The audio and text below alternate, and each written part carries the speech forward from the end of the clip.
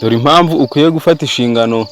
Gufata inshingano mu mwaka ni ingenzi cyane, ndetse cyane cyane ku isi turimo kandi irimo guhinduka vuba. Dore impamvu nyamukuru rero zishobora gutuma ubifata nk'ikintu cy'ingenzi kandi gikomeye. Ikintu cya mbere, iterambere ryawe bwite. Iyo ufata inshingano wigira ku makosa yawe kandi ukiyubaka, bituma urushaho gukura mu bitekerezo, mu bushobozi ndetse no mu myitwarire. Ikindi cya kabiri, kwizerwa n'abandi. Abantu bizera umuntu ufata inshingano z'ibyo akora.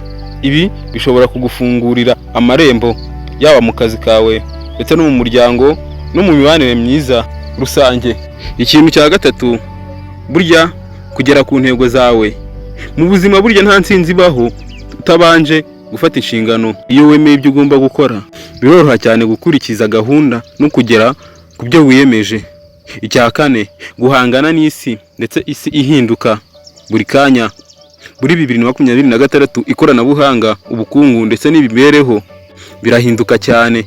Umuntu ufata inshingano rero arushaho kwihutira kwiga ndetse no kwihindura aho bikenewe, akaba yahinduka cyangwa se akaba yakemera kuba yahindura ikintu runaka. Ibyo nibyo twita gufata inshingano. Icya gatanu, kuba umuyobozi mwiza. Nubwo waba utari umuyobozi ku rwego runaka, gufata inshingano bigutegura kuba waba umuyobozi cyangwa se kuba uzayobora abandi mu gihe kiri imbere. Ikindi cya gatandatu, kugira ubuzima bufite icyerekezo. Iyo uhisemo gufata inshingano, uba uhisemo kubaho ufite intego, aho kuba watwarwa niba biri kuba gusa. Mu magambo magufi, buriya ufata inshingano bituma uba umuntu wizewe, ufite intego kandi ushobora gutsinda mu buzima bw'uyu munsi ndetse n'ahazaza. Ikintu cya karindwi, kugira icyizere mu byo ukora, ari byo confidence. Iyo ufata inshingano utangira kwizera ubushobozi bwawe.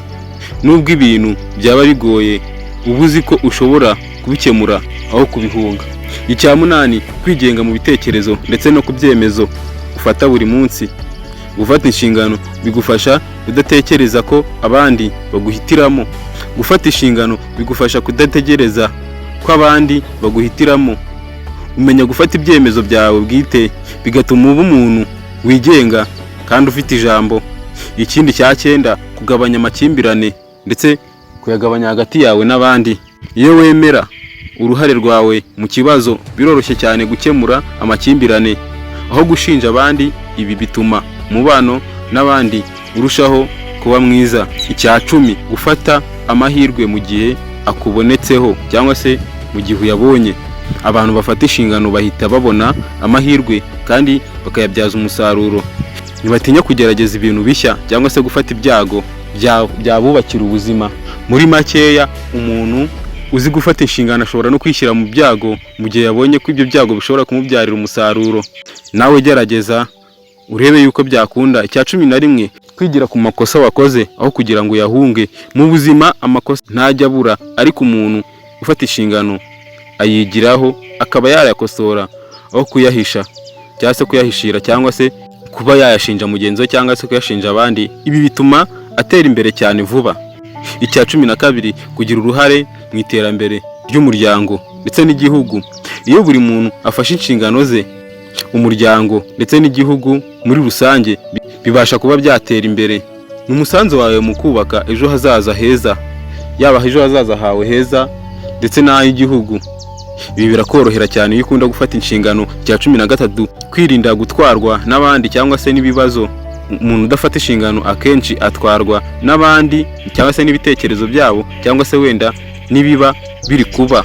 Ariko uwafashe inshingano niwe uyobora ubuzima bwe aho kuyoborwa n'ibimubaho cyangwa se no kuyoborwa n'ibitekerezo by'abandi. Abafite ukuntu yubatse ubuzima bwe, abafite ndetse n'ingamba abagenderaho, ndetse abafite n'ikintu ashaka kugeraho mu buzima bwe bwite.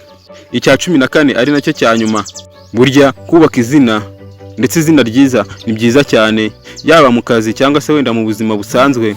Abantu bazakumenya nk'umuntu wiyemeza kandi usohoza ibyo yiyemeje. Ibi bigira agaciro gakomeye cyane mu gihe kizaza cyawe kandi bizakubyarira umusaruro. Umwanzuro twafata mw'iki kiganiro, gufata inshingano si gukora byinshi gusa, ni uburyo bwo kubaho ufite intego, ndetse ikindi ukaba ukura mu bwenge cyangwa se uvoma ubwenge bwinshi kandi ugira uruhare mu guhindura ubuzima bwawe ndetse n'isi muri rusange, isi igukikije. Reka ngushimire niba wakunze iki kiganiro. Jye mwabanaga muri iki kiganiro nitwa Gisa. Ikiganiro cyo nakindi ni kunda ubuzima bwawe, kiboneka hano buri munsi kuri Kasugira TV. Reka ngushimire niba warakoze subscribe, kandi niba ari nabwo ugiye kuyikora ndagushimiye cyane. Kanda like, ikindi utange comment wumva uko ubyumva. Muri rusange ibiganiro nk'ibi nakagaruka hano kuri Kasugira TV.